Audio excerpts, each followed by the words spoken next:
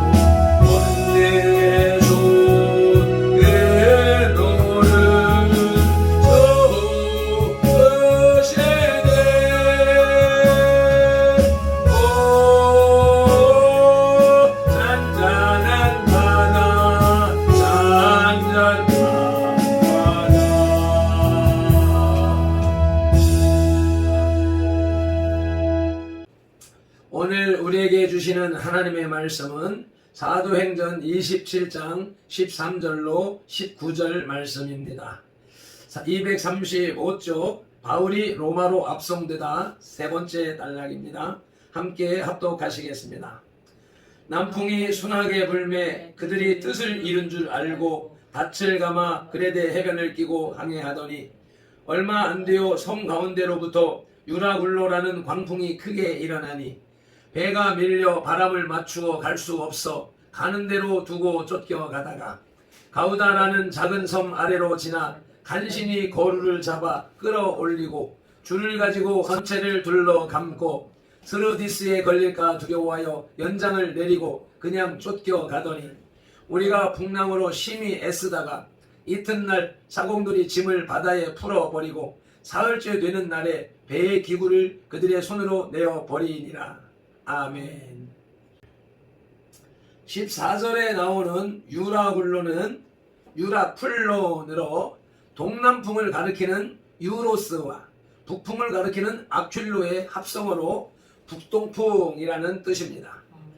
이 바람은 그레데 섬의 중앙에 있는 이다산에서 지중해를 향해 불기 때문에 지중해에서 유럽 대륙을 향해 부는 남풍과 해상에서 충돌하여 소용돌이를 동반한 큰 태풍으로 변한다고 합니다.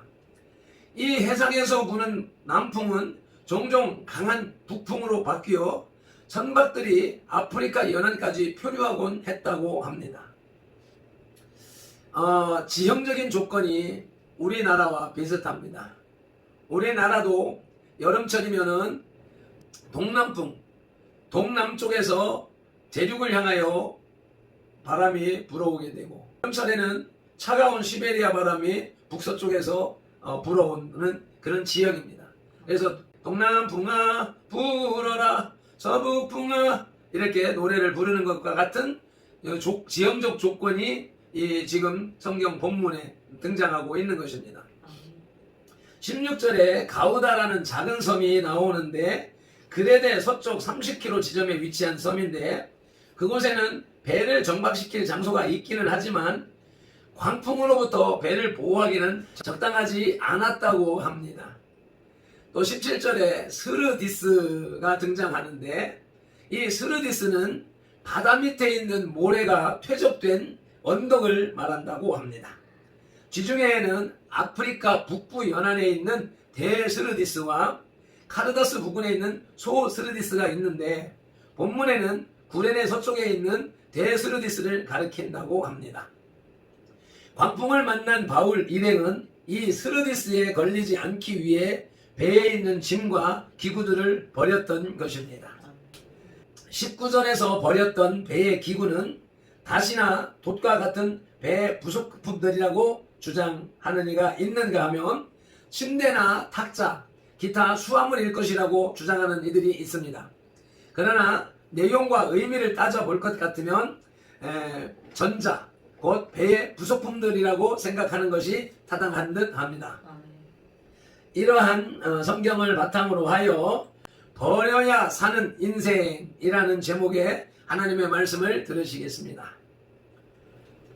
본문은 마치 인생의 여정을 축소해 놓은 듯 합니다. 바울의 말보다 선장과 선주의 말을 더 신뢰한 알렉산드리아호의 승객들이 로마로 가는 항해에서 조난을 당하는 내용입니다. 우리 인생도 하나님의 말씀보다 인간의 경험과 지식을 더 신뢰함으로 인생의 항해가 조난과 파선을 당하는 수가 많습니다. 아니 100이면 100 조난과 파선을 당합니다. 순풍의 유혹의 알렉산드리아호의 승객은 선장의 말을 믿고 항해를 합니다. 그러나 곧이어 유라굴로라는 광풍이 일어나자 이들은 행선지를 잃고 자신들의 소유를 잃고 만경창파의 이력편주 신세가 됩니다. 20절에서는 구원의 여명마저 없어졌더라. 살 소망이 없어져 버렸습니다. 하나님의 말씀을 무시하는 우리들의 실존적인 모습입니다.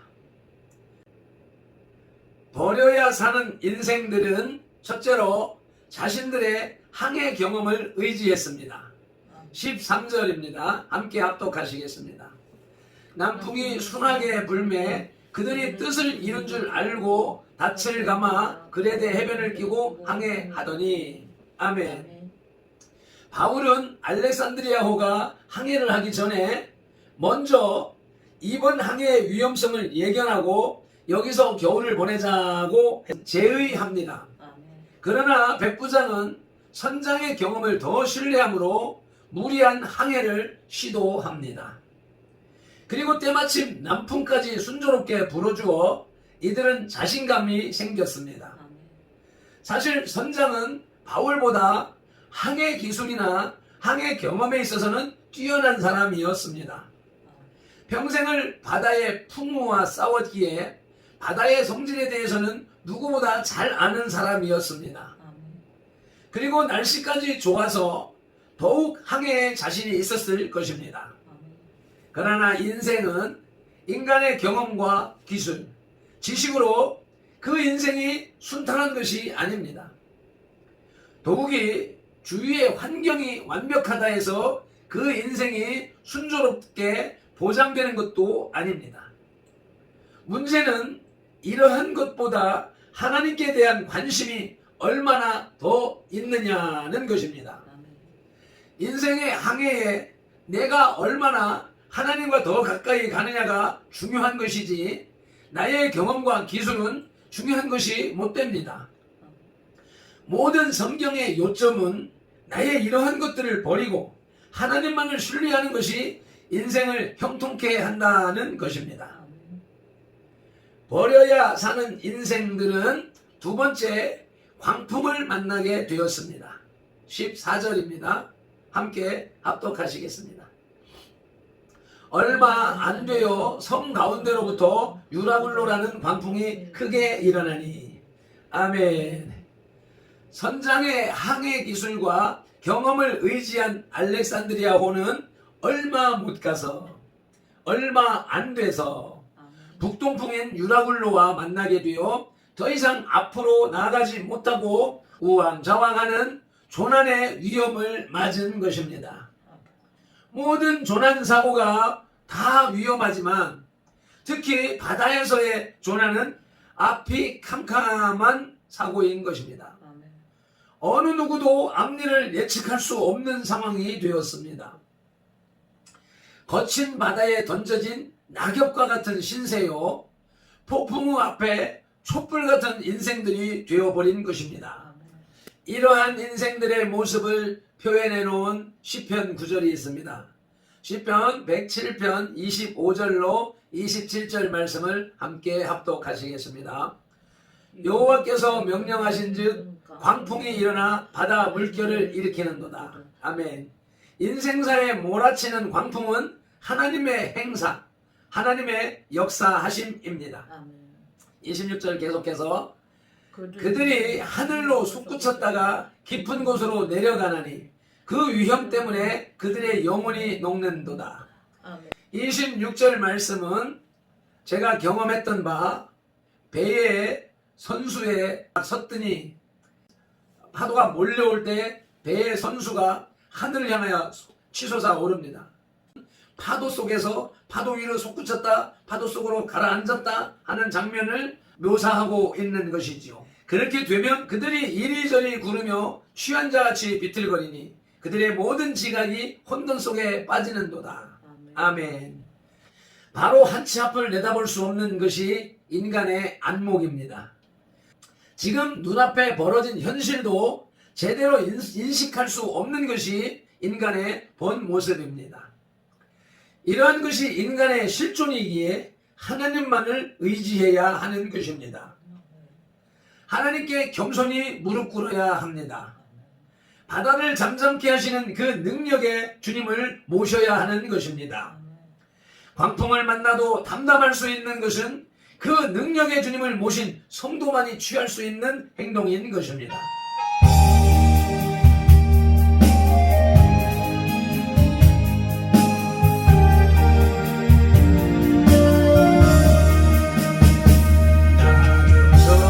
나처럼 살아온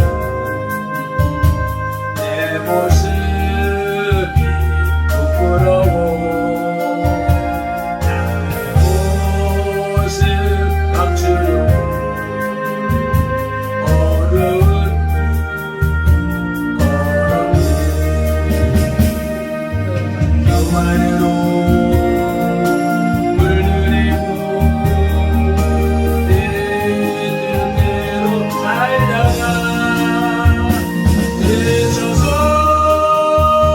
넘어지고 견디다 못해 쓰러질 때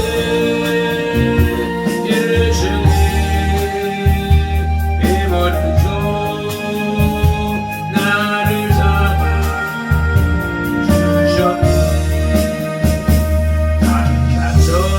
강가처럼 살아오고 내 모습이 부끄러워 나의 모습 감추려고 어려운 길 걸었네. 욕심으로 물들이고 세상 유혹줬다가 세상 사람 멸시쳤네. 견디다 못해 쓰러질 때 예수님 힘을 줘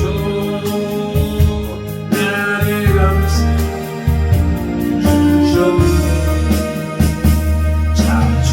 잡초처럼 살아온 내 모습이 부끄러워 나의 모습 감추려 어려운 걸었네. 죄악으로 얼룩진 몸 방황하며 살다가 형태로 상하고 견디다 못해 쓰러질 때 예수님 힘을 줘 나를 구원하셨네. 아멘.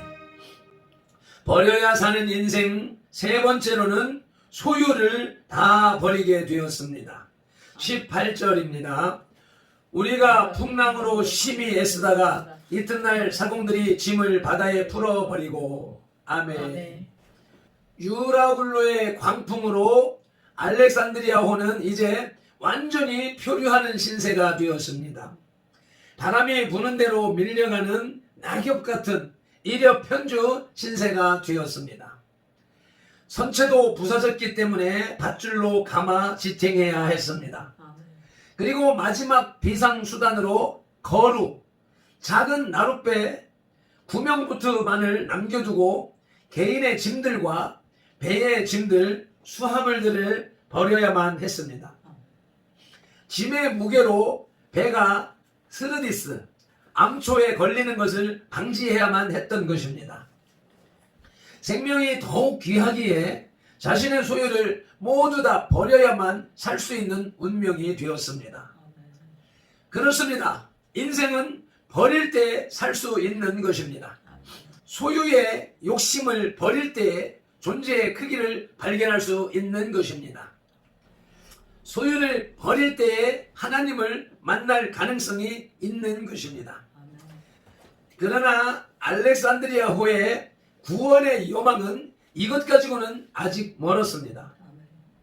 한 가지 더 버려야 할 것이 남아 있었습니다. 버려야 사는 인생들 네 번째, 그 생명까지 버리게 되었습니다. 19절입니다. 사흘째 되는 날에 배의 기구를 그들의 손으로 내버리니라. 아멘. 개인의 소지품과 배의 짐들, 수하물들을 버렸지만 그것만으로 배가 가라앉는 것을 막지 못했습니다.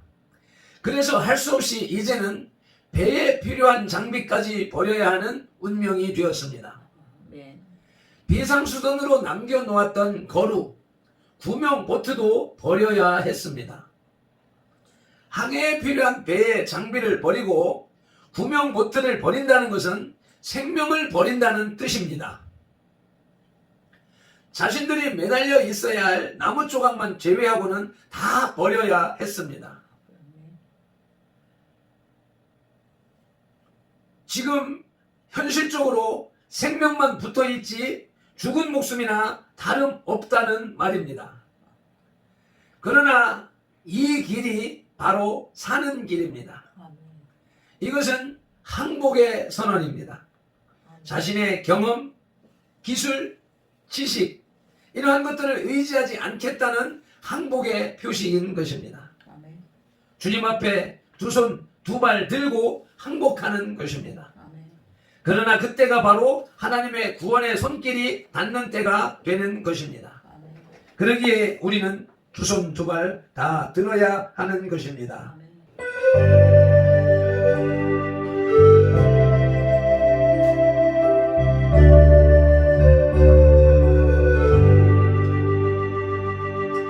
이제 주님 앞에 두 손을 들었어요. 마지막까지도 주님 외면하던 내가 이제 주님 앞에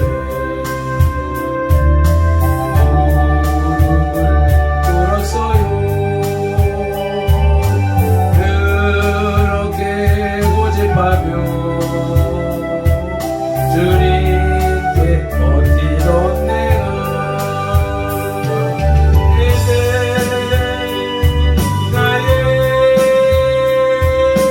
모든 것 버리고 나의 모든 인생은 주께 맡겼네.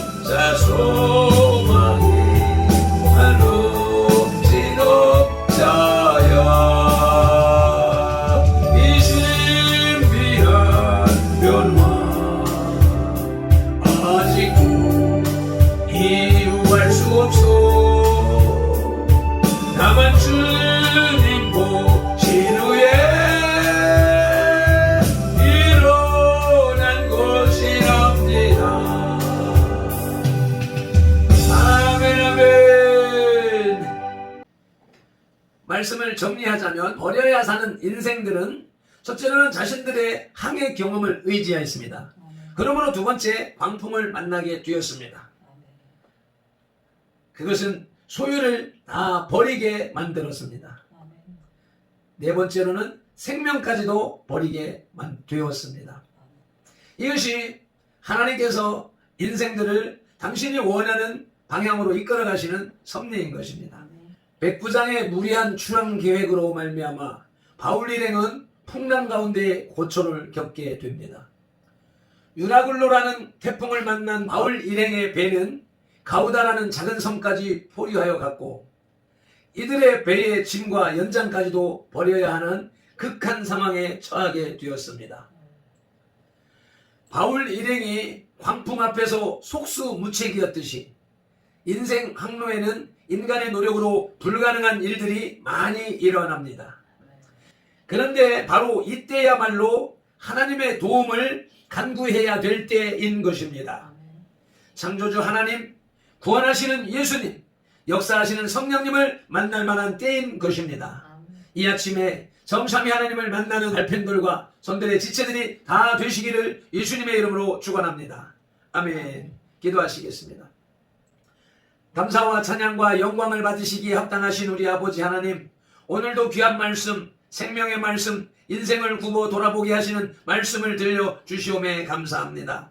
세상의 인생들이 평안하다 안전하다 할 그때는 고통이 임하고 멸망이 임할 때라고 데살로니가전서 5장 3절에서 말씀해 주신 주님을 찬양합니다. 오늘은 풍랑 가운데서 소유를 다 버리고 목숨을 버릴 수밖에 없을 그때가 주님을 만날 만한 때라 말씀하시니 또한 감사합니다.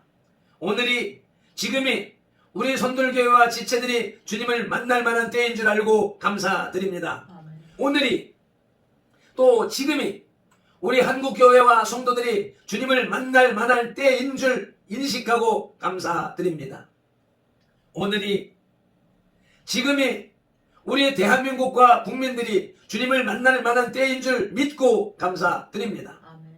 예수 한국 복음통일을 속히 이루시어서 주님 홀로 영광을 받으시옵소서. 바울의 인생의 항로에서 구원하신 예수 그리스도 이름으로 기도드리옵나이다. 아멘. 이제 다 함께 주여 삼창하시면서 통성으로 기도드리시겠습니다.